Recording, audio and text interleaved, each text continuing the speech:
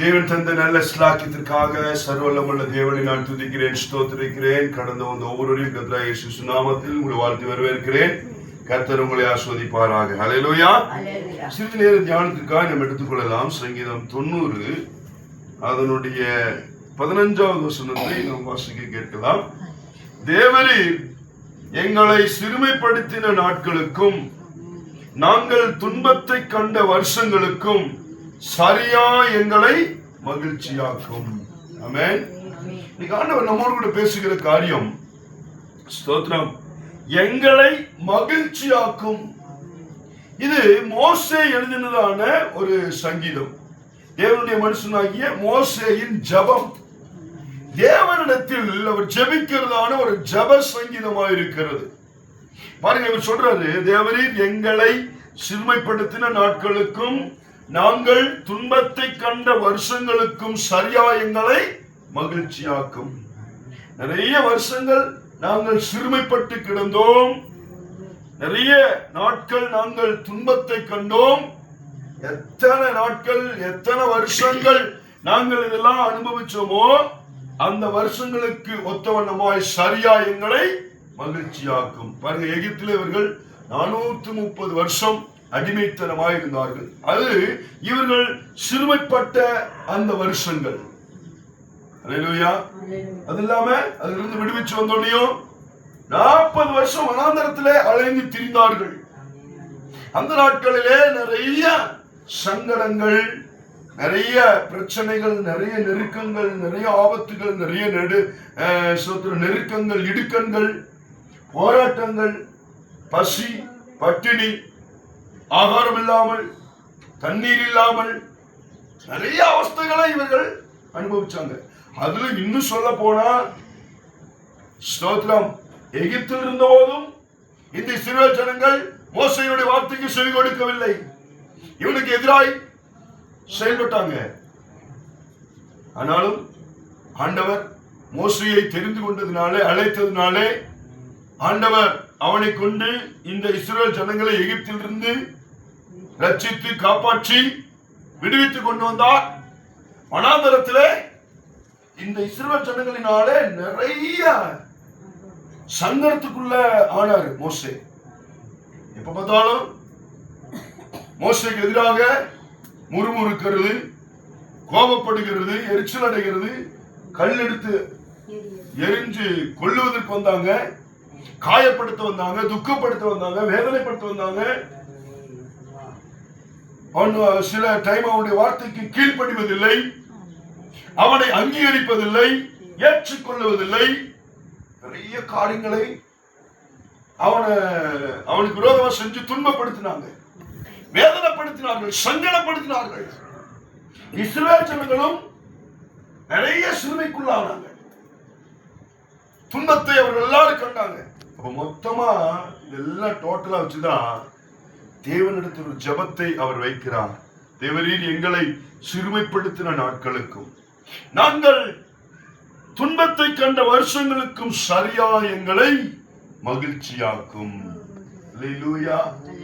எவ்வளவு கஷ்டப்பட்டாங்களோ அந்த அளவுக்கு ஆண்டவர் நம்முடைய ஜனத்தையும் நம்முடைய தாசனையும் அவர் மகிழ்ச்சிக்குள்ளாக்கினார். அல்லேலூயா. பாருங்க, பழைய ஏற்பாடுல அன்னாள் என்கிற ஒரு சகோதரி, அவங்களுடைய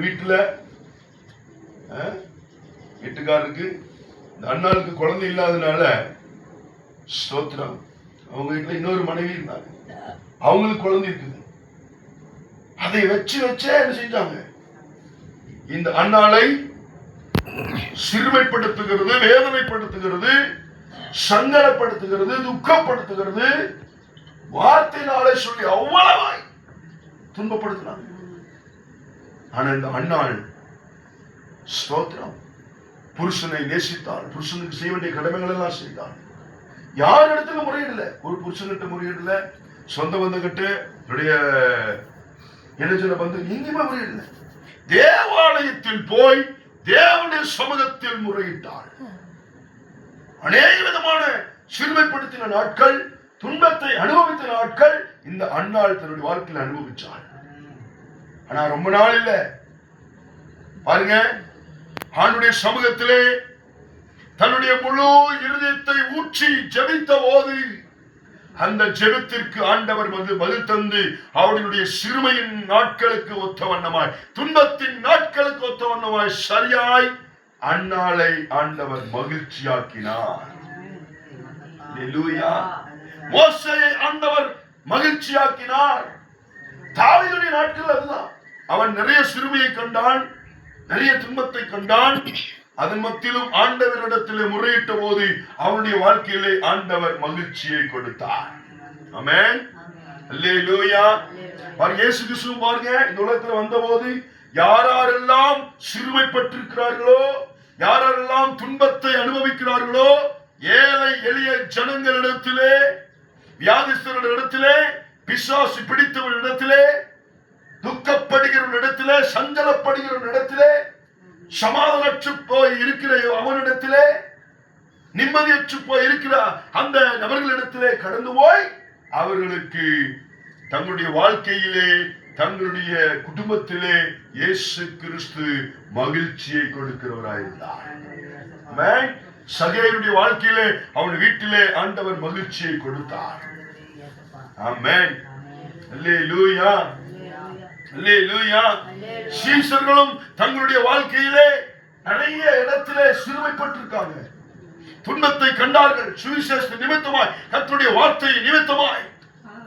அப்போஸ்தலனாகிய பவுல் போகிற இடங்களெல்லாம் பயங்கரமான பிரச்சனை. அவனுக்கு அடி உதை, பசி பட்டினி, கண்விழிப்பு, சிறைச்சாலை, டிரெஸ் இல்ல, போர்த்திக் கொள்வதற்கு போர்வை இல்லை, நிறைய சிறுமைப்படுத்தும் நாட்கள், நிறைய துன்பங்கள். ஆனாலும் கர்த்தருடைய வார்த்தை நிமித்தமாய், கர்த்தருடைய வசனத்தின் நிமித்தமாய் தம்முடைய ஊழியக்காரர்கள், தம்முடைய தேவதாசர்கள் நின்ற போது அதற்கு ஒத்தவண்ணமாய் சரியான மகிழ்ச்சியை ஆண்டவர் சபைக்கு, தேவனுடைய ஊழியக்காரர்களுக்கு, அவருடைய குடும்பத்துக்கு தந்தார். அல்லேலூயா. மோசே ஜெபிக்கிற ஜெபம் நாங்கள் கண்ட சிறுமைப்படுத்தின அந்த நாட்களுக்கு ஒத்தவண்ணமாய், நாங்கள் கண்ட துன்பத்திற்கு ஒத்தவண்ணமாய், அந்த வருஷங்களுக்கு ஒத்தவண்ணமாய் சரியாய் எங்களை மகிழ்ச்சியாக்கும். மோசே ஜெபிக்கிறார். அந்த ஜெபத்தை ஆண்டவர் அங்கீகரித்து அந்த இஸ்ரவேல் ஜனங்களையும் மோசேயும் மகிழ்ச்சியாக்கினார். இன்னைக்கு நம்ம ஜெபிக்க முடியுமா? ஆண்டவரே, என்னுடைய குடும்பத்திலே வந்து போன சிறுமையான நாட்கள், என்னுடைய குடும்பத்திலே வந்து போன துன்பத்தின் நாட்கள், இதற்கு சரியா எங்களை மகிழ்ச்சியாக்கும். இன்னைக்கு யாரு ஆண்டவருடைய திருமுகத்தை நோக்கி கூப்பிடுகிறார்களோ, உன்னுடைய சிறுமை நாட்கள் இன்றோடு முடிந்து விட்டது, உன்னுடைய துக்கத்தின் நாட்கள் இன்றோடு முடிந்து விட்டது. அதற்கு ஒத்தவண்ணமாய் சரியாய் ஆண்டவர் உன்னையும் உன் குடும்பத்தையும் அவர் மகிழ்ச்சியாய் வைக்க போகிறார். எத்தனை பேர் விசுவாசிக்கிறீங்க? உன் குடும்பத்தை, உன்னுடைய பிள்ளைகளை, இந்த தேசத்தை, தேசத்தின் ஜனங்களை ஆண்டவர் மகிழ்ச்சியாய் வைக்க போகிறார்.